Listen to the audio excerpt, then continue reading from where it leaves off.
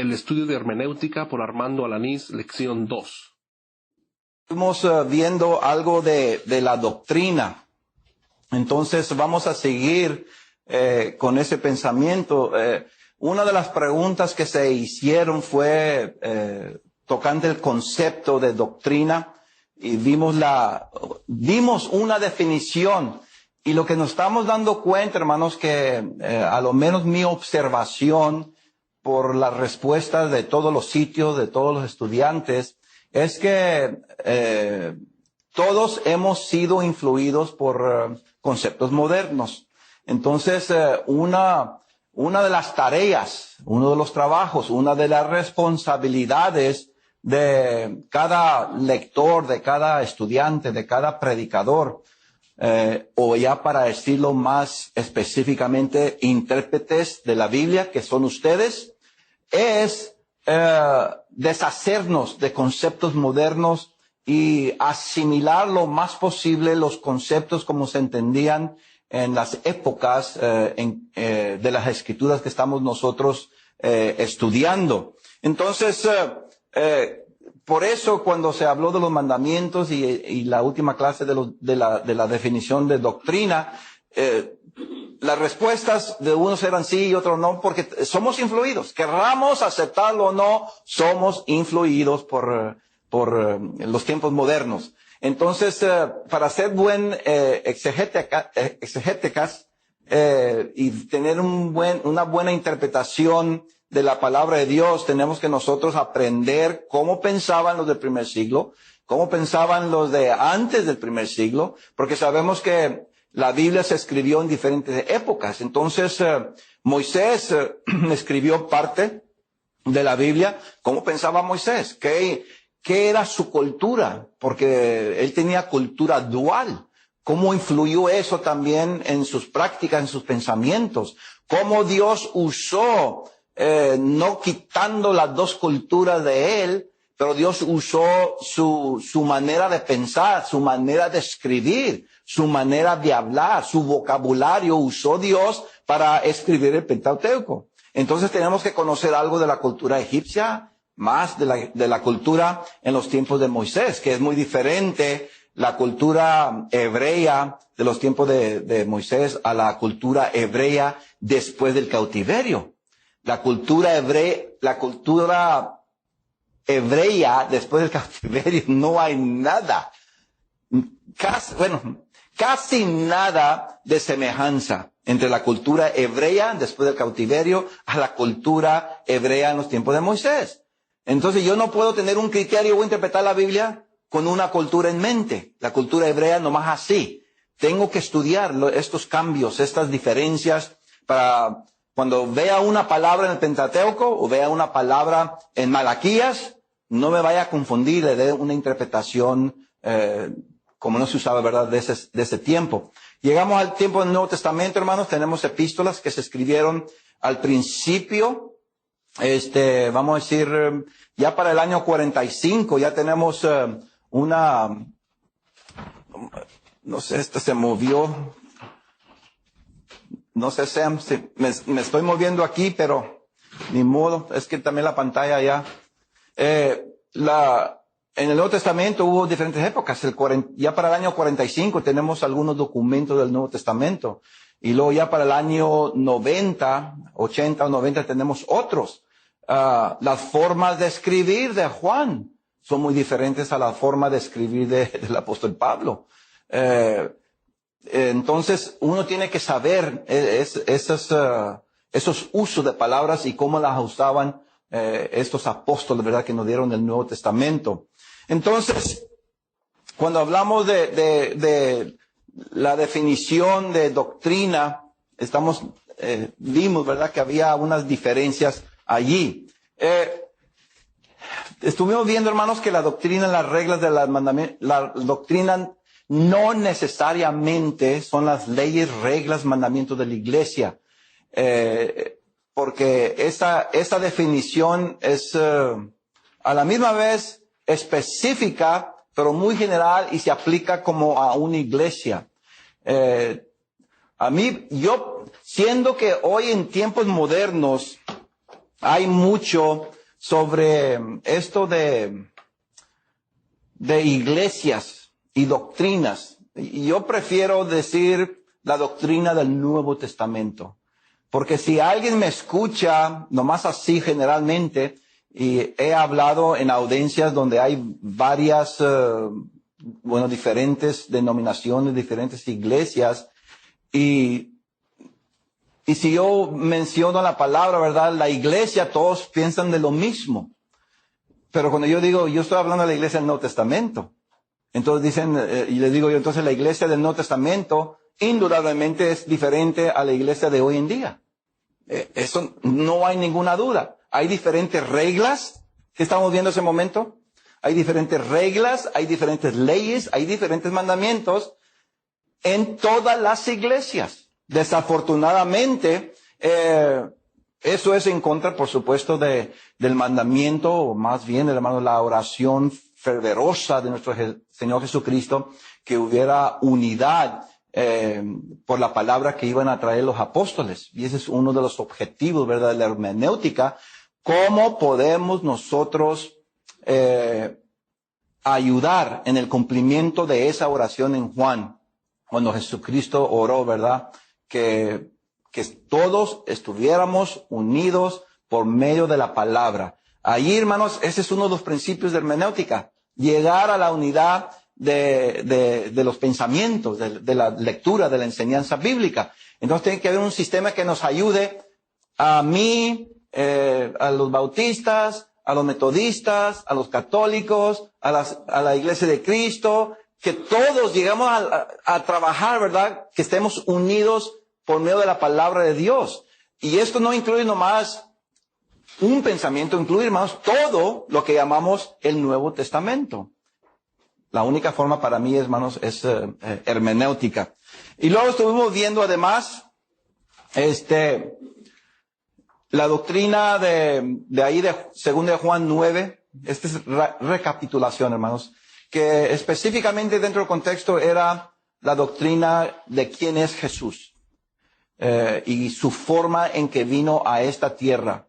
Era algo muy discutido, obviamente, en el primer siglo, porque Juan dedica parte de su primera epístola, y la segunda epístola la dedica específicamente a eso. Pablo habla del anticristo. Vimos que el anticristo ya vino, hermanos.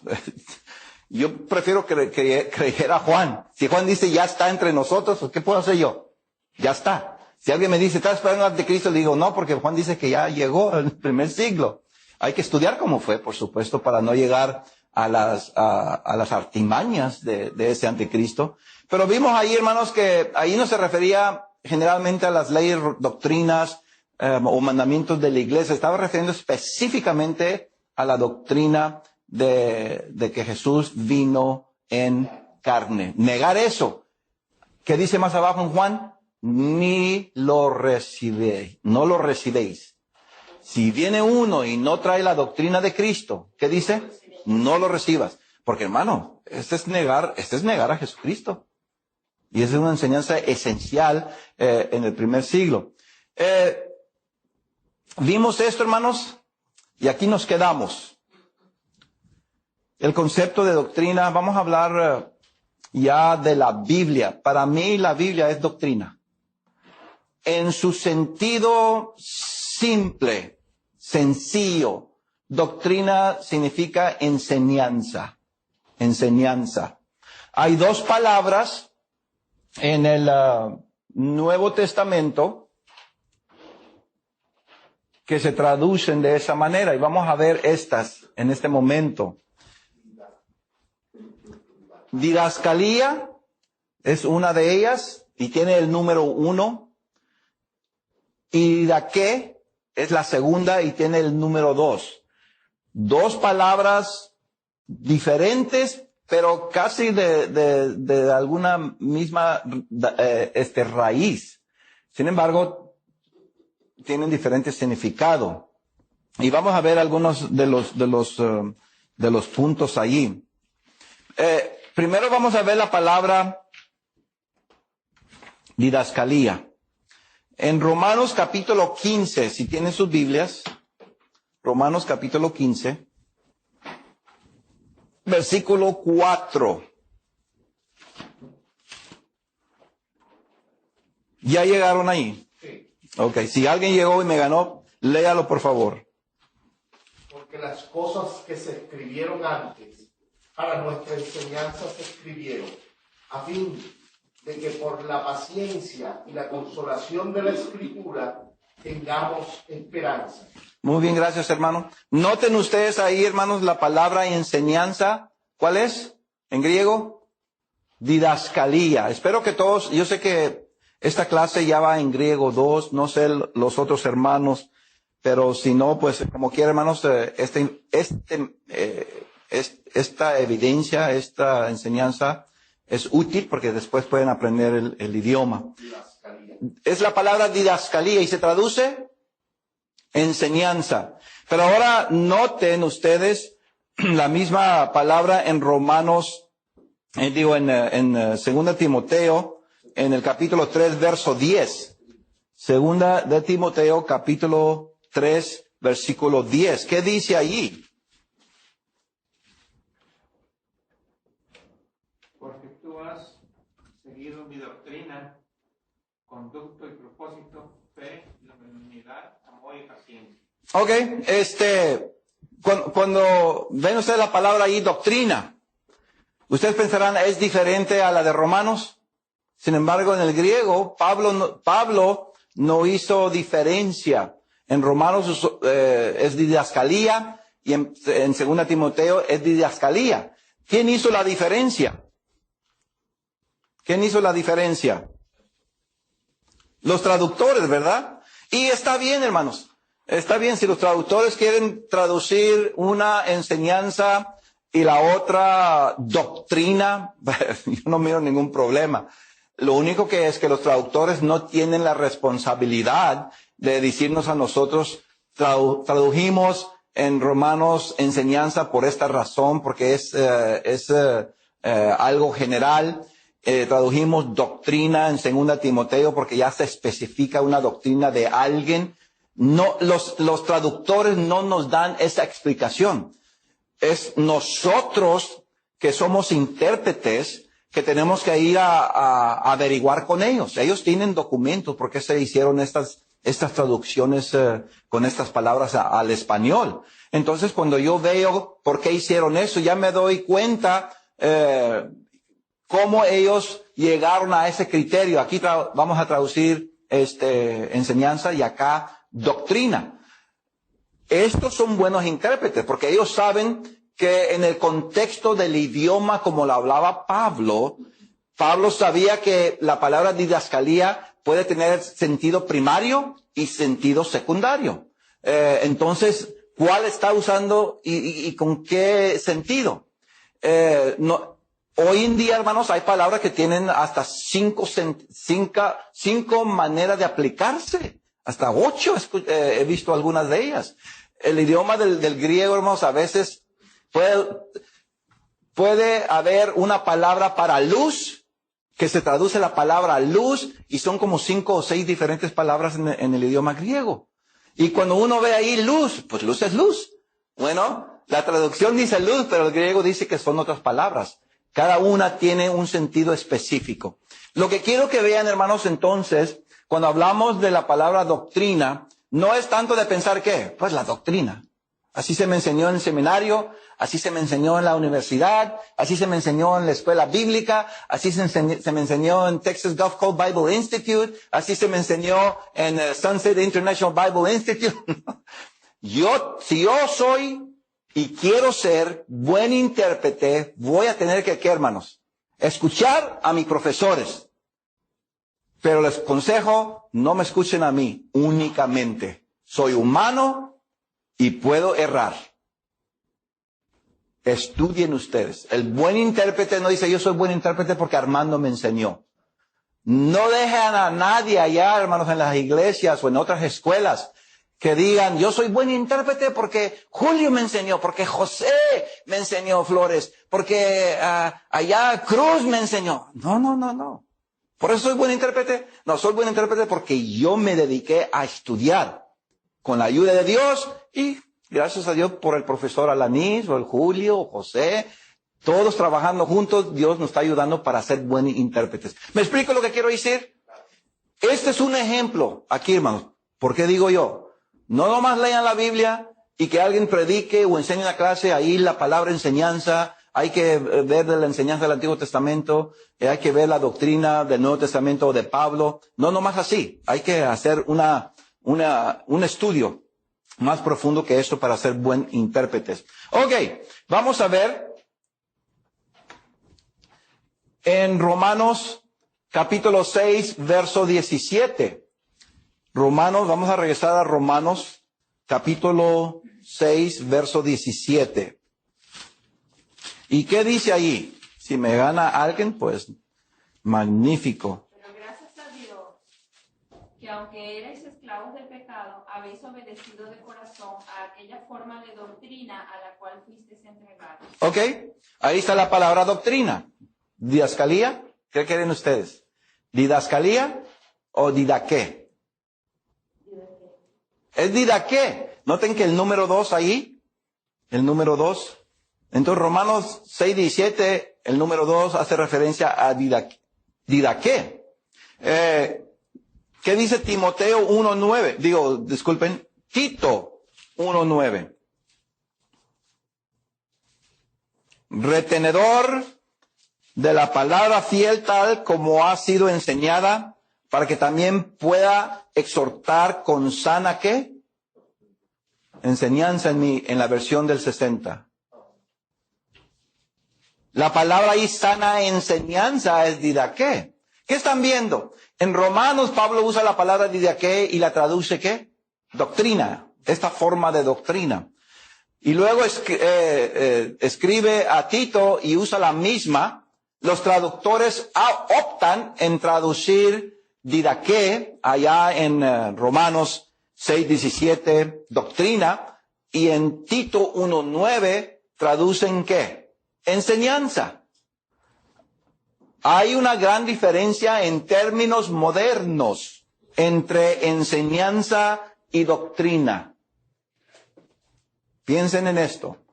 Hay una diferencia significativa entre la palabra doctrina y enseñanza. Si hoy en día, si yo escucho la palabra doctrina, ya mi cerebro, por mi cultura, por mi educación en que fui enseñado la palabra de Dios, ya doctrina, ya estoy pensando específicamente ¿qué? De lo que estábamos hablando la última vez, doctrina, enseñanzas del Nuevo Testamento que yo debo de ¿qué? De guardar. Enseñanza, pues la enseñanza, puede ser cualquier enseñanza, la enseñanza de Armando, la enseñanza de Enrique, la enseñanza de cualquier persona, ¿verdad? Que pueda ser de la Biblia. Enseñanza es muy general. Pablo no hizo esa diferencia, él puso didaque o puso didascalía. Lo que quieren los traductores es que entendamos que sí hay una diferencia significativa.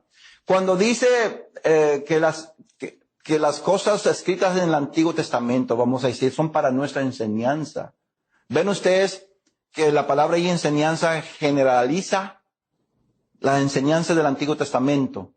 Se puede decir, según el criterio de los traductores, en cuanto a la palabra didascalía, se puede decir que las enseñanzas del Antiguo Testamento también son doctrinas, según el criterio que acabamos de ver, de los traductores. ¿Qué nos están enseñando? ¿Verdad que sí? Sí. Las enseñanzas del Antiguo Testamento, son, las enseñanzas del Antiguo Testamento, según los traductores, también son doctrina. Y si usamos la palabra didaque, todavía hay, hermanos, ¿qué? Enseñanzas o doctrinas, del Antiguo Testamento. Por eso, cuando hablamos nosotros de doctrina, tenemos que entender que se refiere a ¿qué? A toda la Biblia. No hay nada mal en decir que la Biblia es la doctrina de Dios, porque la palabra doctrina se refiere también a ¿qué? A la enseñanza. Son sinónimos en la Biblia. Lo que nosotros tenemos que determinar a qué se refiere específicamente didascalía. Eso es lo que tenemos que nosotros entender. ¿Cuándo es didascalía o cuándo es didaque una doctrina específica que yo debo de obedecer? ¿Cuándo es didascalía o didaque una enseñanza, una doctrina que nomás es general de toda la Biblia? Porque si yo pregunto a ustedes, como hice en la clase anterior, debemos de obedecer toda la doctrina de la Biblia, ¿qué me dijeran a hoy? Pues no, no podemos, porque hay doctrinas en el Antiguo Testamento. Entonces, esas doctrinas del Antiguo Testamento, algunas de ellas no podemos obedecer. Otras, pues, por supuesto, trascenden o se vienen a amplificar o vienen a ser mejor interpretadas por Jesucristo en el Nuevo Testamento. Eso no hay ningún problema. Pero aquí, hermanos, entonces ven ustedes el concepto de doctrina. Tenemos que entender eso para ser buen intérprete de la palabra de Dios. Porque si yo voy a interpretar un texto más adelante, es doctrina, es enseñanza para mí, para la iglesia del primer siglo. Y si es enseñanza, si es doctrina para la iglesia del primer siglo, entonces la segunda pregunta, ¿debo yo de obedecer esa enseñanza o esa doctrina? ¿Qué constituye una doctrina? Más adelante vamos a ver eso. A este momento lo único que estamos haciendo es ¿qué? Viendo una definición simple de doctrina y cómo los traductores optaron en traducir enseñanza o doctrina de mismas palabras en el idioma griego. Lo que yo tengo que saber, hay enseñanzas, hay doctrinas que es posible que yo no debo de obedecer. ¿Será posible eso? A lo mejor ya están diciendo, ya Armando ya se metió en problemas. ¿No obedecer una doctrina del Nuevo Testamento? ¿Será posible eso? Hay enseñanzas que yo no puedo obedecer. Ya vimos en cuanto a mandamientos. Los mandamientos son enseñanzas. Claro que sí. Y vimos que hay algunos mandamientos que yo no puedo obedecer. Les voy a dar, hermanos, para que comiencen a pensar porque es una de las tareas. Por ejemplo, vamos a Romanos a 1 de Corintios, capítulo 16. Y yo sé que hay muchas enseñanzas de esto. Lo que yo les puedo decir que hay mucha tradición también. Pero esta es una de las tareas de ustedes y ustedes van a tener que persuadirse por sí mismos, no tanto a mí. Si 1 de Corintios capítulo 16, en cuanto a la ofrenda para los santos, es un mandamiento.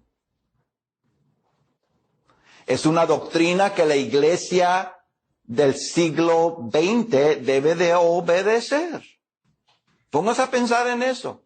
Yo sé que están pensando ya, no vamos a entrar ya a interpretación. Más adelante, cuando ustedes tengan más herramienta, van a poder dar un buen exégesis de ese texto. Pero ese texto mismo es un mandamiento.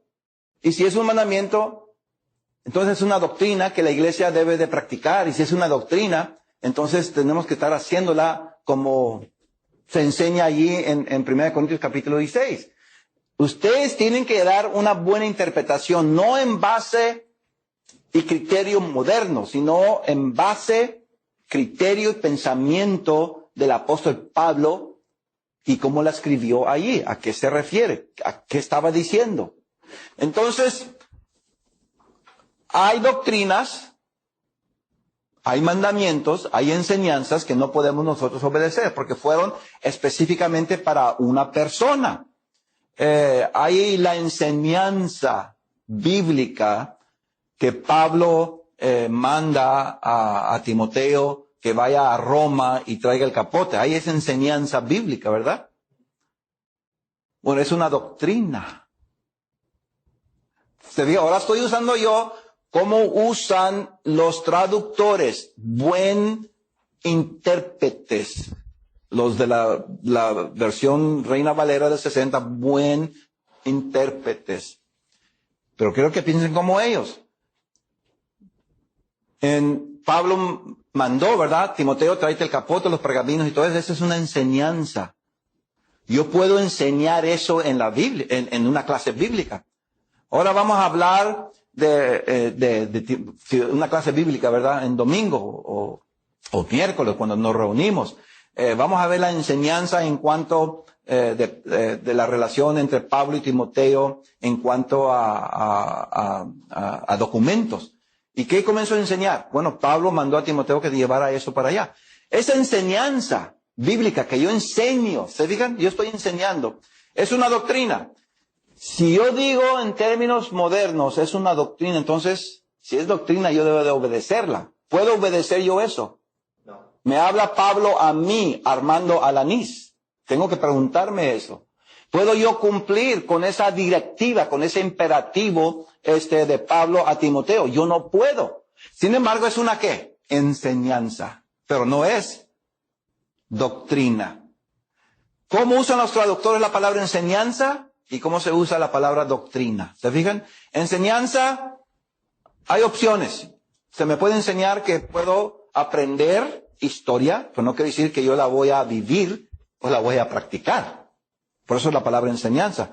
Pero ya cuando entra la palabra doctrina, ya se refiere a qué? Bueno, hay algunas enseñanzas doctrinales, decimos en términos modernos, que yo tengo que poner mucha atención a ver si yo voy a obedecer o no. Más adelante vamos a hablar del lavamiento de pies. Yo conozco pocas iglesias, pocas que practican el lavamiento de pies. Una vez visité a una me lavaron los pies. Después tuvimos un estudio bíblico sobre eso. No hablé primero con los líderes, y yo lo permití porque pues no quería causar un escándalo, ¿verdad? Pero después hablamos de eso y creo que lo recibieron muy bien.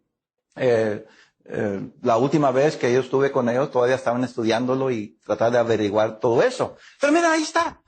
Hay iglesias que dicen, esta es una doctrina de la iglesia, el lavamiento de pies. Es una enseñanza de la Biblia. ¿Ven la diferencia? Yo digo, es una enseñanza de la Biblia, el lavamiento de pies, pero es una doctrina que tengo que practicar. ¿Ven cómo uso la palabra doctrina y enseñanza? Cuando leamos entonces didaqué y cuando veamos la palabra didascalía, que son las mismas en el idioma del griego, los traductores optaron en usar esas dos palabras diferente con el significado, ¿verdad? De que sí hay diferencia, así como lo estoy explicando en este momento. Ok, vamos a seguir.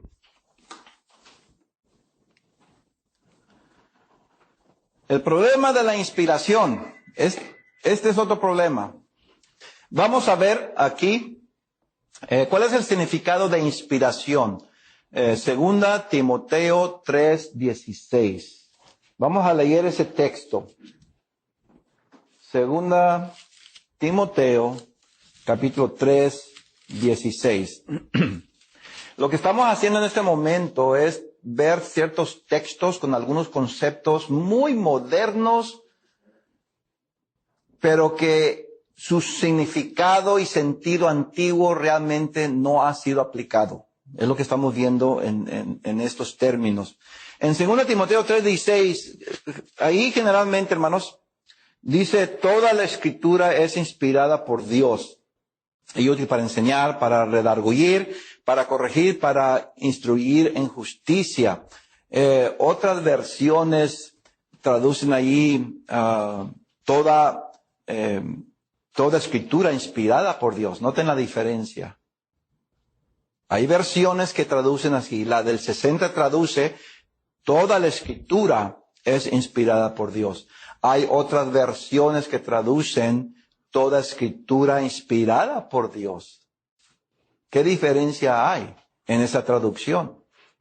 ¿Por qué algunos intérpretes prefieren el verbo es y otros no usan el verbo es?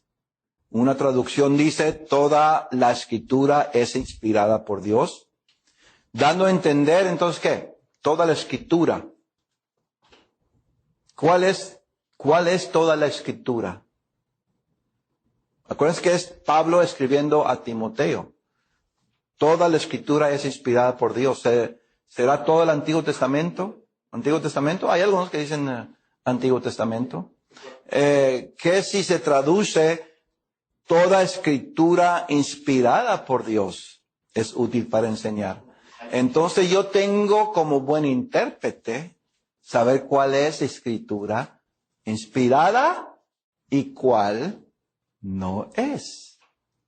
Ahora, ¿cuál prefiero yo? Bueno, yo prefiero la otra traducción, hermanos. El verbo es no está, eso es una añadidura para clarificar. Los traductores pueden hacer esa opción. Si yo traduzco con es inspirada o toda escritura inspirada por Dios, no hay diferencia. Si toda escritura es inspirada por Dios, se tiene que referir a ¿cuál? A la que Dios inspira, ¿verdad? Pero me gusta la segunda interpretación, que es casi como la primera, con excepción del verbo es. La segunda me gusta porque hace hincapié a ¿qué? A un principio de interpretación. Toda escritura inspirada por Dios es útil.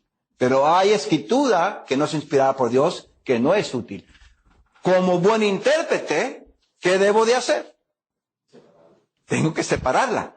Tiene que haber un principio o principios para poder distinguir la inspirada y la no inspirada. Y es lo que vamos a ver aquí. Vamos a ver aquí cuál es inspirada. Uy, ¿y cuál no es inspirada? Ay, ¿será posible? ¿Se puede decir eso? Miren, hoy en día dicen que no toda la Biblia es inspirada. Y no estoy hablando de agnósticos, no estoy hablando de ateos. Los ateos dicen que toda la Biblia es un mito. A lo menos hay algunos en el cristianismo que dicen que parte de la Biblia es inspirada, el resto no es inspirada. Hay algunos que dicen, lo único que es inspirado en la Biblia son las palabras que dijo Jesucristo y cuando Dios habló. Todo lo demás es palabra de hombre. Ven, hermanos, los pensamientos modernos en cuanto a interpretación. Por eso es muy importante que nosotros tengamos una buena respuesta a este pensamiento. Toda la escritura inspirada de Dios es útil para llevarme a la salvación, llevarme a la eternidad. Pero hay escritura no inspirada que no tienen esos efectos. Voy a hacer otra pregunta aquí. No toca en esta clase. Yo enseño esto en Historia y Geografía del Nuevo Testamento. ¿Han tomado ustedes esta clase? ¿Todavía no? Hubo otras escrituras en el primer siglo que no eran inspiradas. Unos dicen que sí, otros dicen que no. ¿Cómo? Hay escrituras que no son inspiradas. ¿Cómo? Hay escrituras que no son inspiradas. Porque es muy general. Estoy hablando de... Daniel 4:30. ¿Cómo? Daniel 4:30. Daniel, bueno, después vamos a hablar. 4, versículo 30, cuando Nabucodonosor habla. Dice... Ok, esa es inspirada.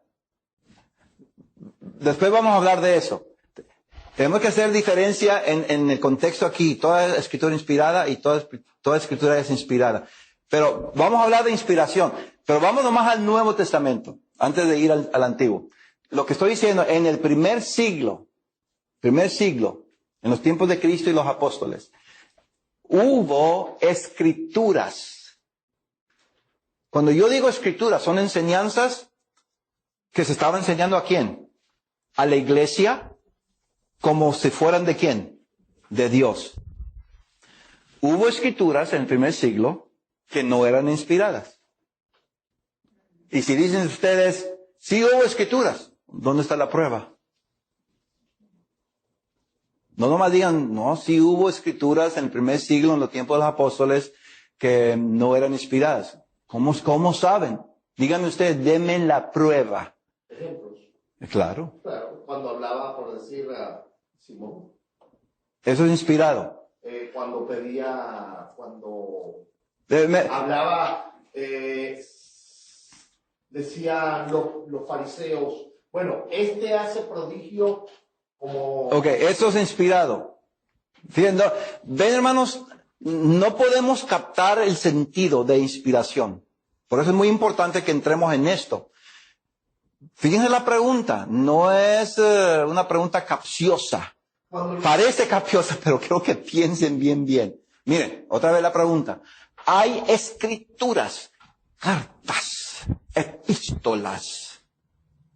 Hubo cartas, epístolas, escrituras que no eran inspiradas en el primer siglo.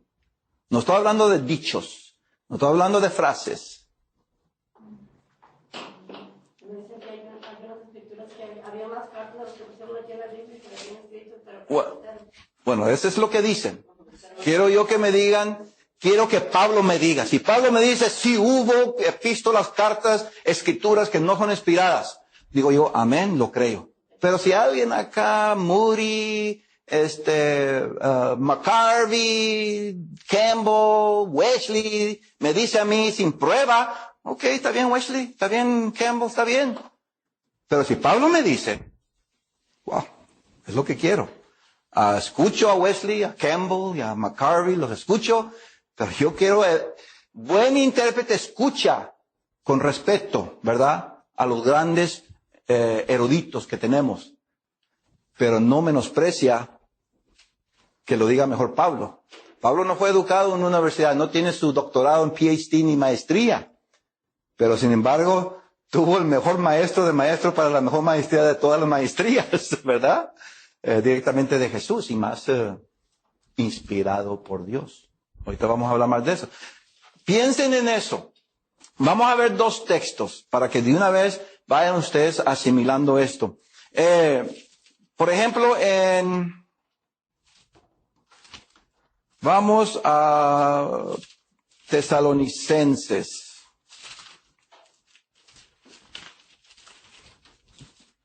Esto no lo tenía marcado ni está en sus apuntes, hermanos, pero para que vean ustedes este sentido de lo inspirado y no lo inspirado.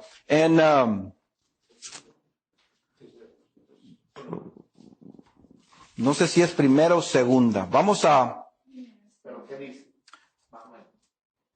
cartas, epístolas. Dice,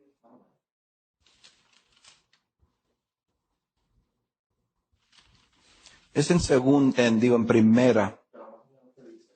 Dice eso, que no pongas atención como si fuera carta nuestra o epístola, dice en el griego. No. Yo tengo aquí cubierto todo esto. Ok, aquí está. A ver, segunda, primera, Tesalonicenses. Si alguien hay el verso, por favor, dígamelo. ¿Es en primera o segunda Tesalonicenses? Creo que es.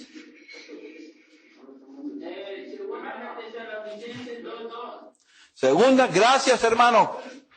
Segunda Tesalonicenses 2:2. No os dejéis mover fácilmente de vuestro modo de pensar, ni os conturbéis ni por espíritu, ni por palabra, ni por carta, como si fuera nuestra. Entonces, había, hermanos, epístolas, cartas, escrituras que muchos estaban diciendo, estas son escrituras. Había entonces, por lo que vemos aquí, este texto, hermanos, me dice a mí que ya para entonces estaban surgiendo, ¿qué? Algunas cartas, algunas epístolas que se daban a entender que son de autoridad. Y más adelante, en otro curso, van a estudiar el documento Q, de alguna evidencia del documento Q. Ya para el 70, el 80, ya hay otros evangelios escritos. Ya hay otras epístolas escritas al final del primer siglo, el segundo siglo. Ya hay cartas por donde quiera y la iglesia creen que son escritura. Por eso cuando hablamos de inspiración, lo único que hace y lo más importante que hace palabras, epístolas, documentos religiosos, cristianos, auténticos e inspirados es que, ¿cómo? ¿Cómo sabemos? ¿Se fijan ustedes? ¿Cómo sabemos que nosotros tenemos aquí estos 27 libros y decimos que son inspirados? ¿Cómo saben ustedes que son inspirados? Nomás porque alguien los puso ahí. ¿Sabían ustedes que en el segundo siglo, aparte de los 27, había dos más que se consideraban inspirados? Las cartas de Bernabé y de Clemente de Roma. Y están en los documentos alejandrinos, donde se tradujo esta Biblia. Los traductores e intérpretes modernos dijeron, bueno, la epístola de Bernabé, el pastor, y Clemente primera y segunda, esos no son inspirados. Y los quitaron de los manuscritos el alejandrino y otros. ¿Ven la diferencia? Allá los consideraban que inspirados, en tiempos modernos no los consideran inspirados, esos documentos. Nosotros tenemos 27 libros, decimos que son inspirados. La iglesia del segundo siglo decía que había 29 libros inspirados, hasta veces hasta 30. ¿Cómo llegaron a esas conclusiones? Inspiración es muy importante si quiero ser yo un buen intérprete. Tengo que saber esto es inspirado. Y creo, hermanos, que saber inspiración hoy en nuestros tiempos es más importante, no tanto para decir que había dos documentos allá, ya no los tenemos. Yo creo que es para dar respuesta a muchos en la iglesia y a muchos en lo secular. Este concepto de inspiración, porque para muchos inspiración es un concepto muy místico. Ya cuando alguien dice esto es muy místico, ya le están quitando ¿qué? La esencia que existe un Dios. Ok, vamos a ver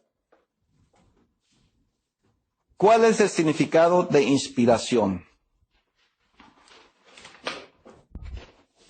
Muchos dicen lo que habla Dios, otros dicen lo que está escrito, como estaba diciendo Julio, en la Biblia, y vamos a ver algunas diferencias. Inspiración, hermanos, en su término bien simple, es lo que Dios respira a la mente del hombre. Estamos hablando metafóricamente, por supuesto. Lo que Dios inspira a la mente del hombre, lo que Dios respira, inspira o respira. Es que la palabra inspiración viene de una palabra theoneutos. Más adelante vamos a hablar de esto. Lo que quiero es que entiendan el significado simple. Respirado por Dios, theonetes, inspiración se traduce al español. Ok, entonces, nomás tengan eso en mente. Lo que Dios traslada milagrosamente de la mente de Él a la mente de la persona. Eso es lo que se llama a este momento voy a decir inspiración directa. Si están con mi libro abierto, no está nada de esto en mi libro, hermanos. Casi todo lo que enseño aquí va a ser nuevo. Es que si están en mi libro, no van a hallar todo esto. Algunos puntos sí. Por eso sugiero tengan buenos apuntes. Entonces, si yo digo, noten aquí la pregunta, ¿es toda la Biblia inspirada por Dios? ¿Sí o no? No. A ver, aquí en Houston. Sí, algunos dicen que no. Sí, No. no. Otros que no. Quito, sí o no. ¿Cuántos hay sí? ¿Cuántos hay no? Todos no o uno sí. En Quito. No hay ninguno que dice sí. Ok, Lima, sí. Hay algunos sí, algunos no.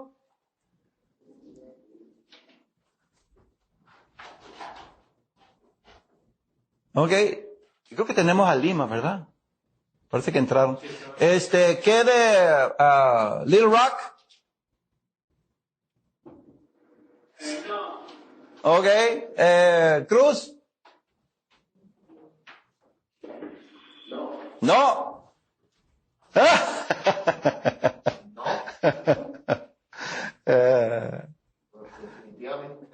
Definitivamente. Definitivamente. Bueno, yo estoy diciendo que sí. Y yo no voy a decir sí sin probarlo. Tenemos que llegar a una manera de pensar de inspiración, porque si seguimos este curso y yo tengo un concepto de inspiración acá y otros tienen otro concepto de inspiración por de este lado, ¿de qué sirve aprender exégesis bíblico? Tenemos que llegar a un buen entendimiento sin interferencia moderna, sin influencia de hoy en día en cuanto a lo que es inspiración. Tenemos que ver cómo es inspiración en el primer siglo. Ok, vamos a seguir haciendo preguntas aquí.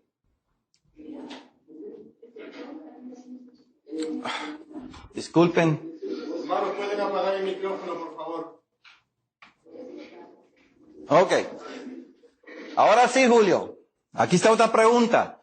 ¿Es toda palabra escrita en la Biblia palabra de Dios? Primero digo yo afirmo, toda la Biblia es inspirada por Dios. Afirmo yo. Voy a probarlo. Yo sé que hay unos que sí, otros dicen, la mayoría dijeron que no. Yo no, todavía no entiendo, pero hay que llegar hay que concordar en esto. A lo menos en que estamos escuchando. No estoy diciendo que lo acepten, pero hay que estudiarlo, ¿verdad? Ok. Toda palabra escrita en la Biblia es de Dios. Toda palabra escrita en la Biblia es de Dios. Julio, tú no puedes. Bueno, Julio dijo que no. Aquí en Houston, ¿sí o no? Todos están pensando. Otros dicen sí, no, sí, no. Quito, sí. ¿Cuántos sí y cuántos no?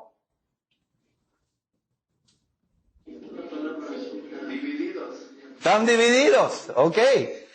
No, mira, hermanos, en Quito, en Lima, aquí en Houston, no sentirnos mal de que estamos divididos en esta pregunta. Estamos aquí para aprender qué es esto de inspiración, pero usando ¿qué? Los pensamientos del primer siglo, los pensamientos de la Biblia, no nuestros pensamientos. En Lima, ¿cuántos hubo sí, cuántos hubo no?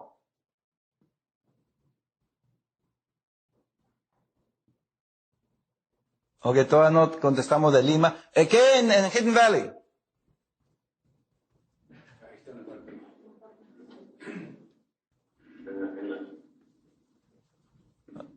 Ok, bueno, yo sé que a veces la técnica es difícil, pero quiero que piensen en esto. Miren, la respuesta es no.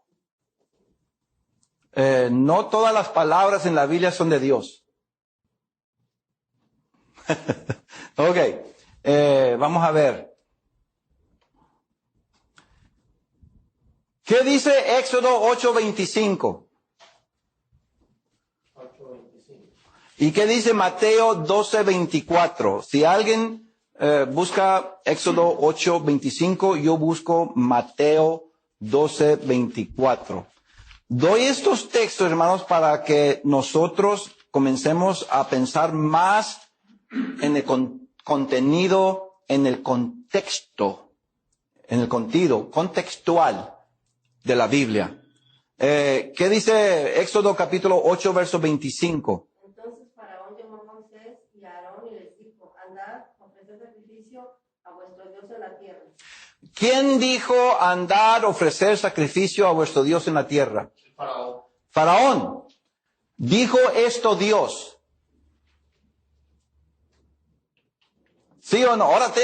O creo que todos tienen que decir que sí. ¿No? No. Dios no dijo estas palabras. ¿Qué es la pregunta anterior? Es toda palabra en la Biblia hablada por Dios. No inspirada. Diferente. ¿Ven que lo que la palabra de Dios habla, dice, es muy diferente a lo que la palabra de Dios es inspirada? Son dos cosas diferentes. Fue inspirado. Ok, ahorita vamos a hablar de eso. Miren, la Biblia es inspirada por Dios. Amén. Si digan lo que digan otros eruditos, a mí no me van a persuadir que la Biblia no es inspirada. Lo que tenemos que distinguir es cuáles palabras son de Dios y cuáles palabras, primeramente, primer punto aquí, ¿verdad? Para una buena interpretación, hay que determinar cuáles palabras son de Dios y cuáles son de quién? Del hombre. Para saber. Aquí sabemos que las palabras de Faraón no son palabras de Dios. ¿Están en la palabra de Dios? A ver, fíjense la terminología moderna que estoy usando. Esto que estoy hablando yo, hermano, no hablaba en el primer siglo, ni en los tiempos de Moisés. Si lo decían algo semejante como estoy diciendo yo, no tenía el mismo sentido. Las palabras de Faraón están en la palabra de Dios. Porque hoy en día la palabra de Dios es ¿qué? La Biblia.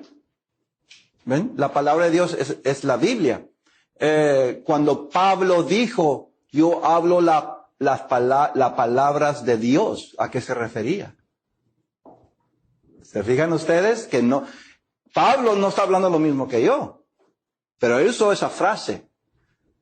Cuando yo fui a vosotros, Corintios, no fui con palabras de sabiduría humana, sino fui con la palabra de Dios. ¿A qué se refería? Lo que Dios directamente le estaba inspirando, lo que Dios le estaba revelando al momento. No está hablando, hermanos, del Antiguo Testamento. Está hablando de revelación única, nueva. Cuando Pablo comenzó a enseñar, muchas de ellas las escribió en epístolas. Hoy en día, digo yo, la palabra de Dios, ¿a qué nos referimos? A toda la Biblia. Pablo no lo usaba así, hermanos. ¿Se fijan ustedes? Si queremos ser buen intérpretes de la Biblia, nosotros tenemos que aprender la terminología, los conceptos de frases como la usaba en el primer siglo y no ser tan influidos como la usamos hoy en día, porque nos vamos a meter en problemas de interpretación. Y aquí está nomás un caso de ellos. En Mateo capítulo 12, en el, ¿qué es? No, es el capítulo, 12. Capítulo 12, verso 24. Mas los fariseos, al oírlo, decían, este no echa fuera a los demonios, sino por Beelzebú, príncipe de los demonios. ¿Dios dijo esto? ¿Jesucristo dijo esto? ¿Quién lo dijo? Los fariseos. No es palabra de Dios. No son palabras de Dios.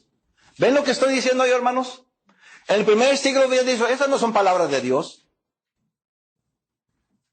Le hubieran dicho a los fariseos, esas no son palabras de Dios. Pero hoy en día estudiamos el capítulo 12, y he escuchado yo esto, estudiamos el capítulo 12 de Mateo, vamos a estudiar la palabra de Dios. ¿Ok? Yo entiendo en términos modernos a qué me refiero. Pero si yo pregunto, ¿lo que dijeron los fariseos es palabra de Dios? ¡Ay! Ya parece que hay un choque porque Dios no dijo esas palabras. Fueron los fariseos que estaban todos torcidos, todos equivocados. No son esas palabras de Dios. Sin embargo, la Biblia es inspirada por Dios. No hay contradicción ahí. Vamos a seguir explicando de esto. Entonces vamos a tomar aquí un tiempecito para descansar y también seguir en la siguiente